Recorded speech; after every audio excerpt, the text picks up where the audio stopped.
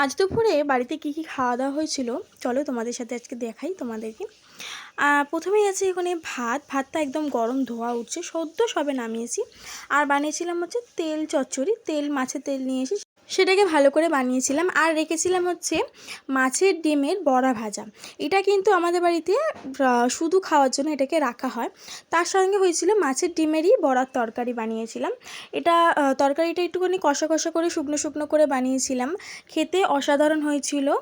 আমাদের ঘরে সবাই এই মাছের ডিমের বড়া কিন্তু এরকম ভাজা রাখতে হবে, কারণ পাতে ওরা শুধু শুধু খাবে, তার জন্য কিন্তু এরকম ভাজা ওদের জন্য রাখা হয়।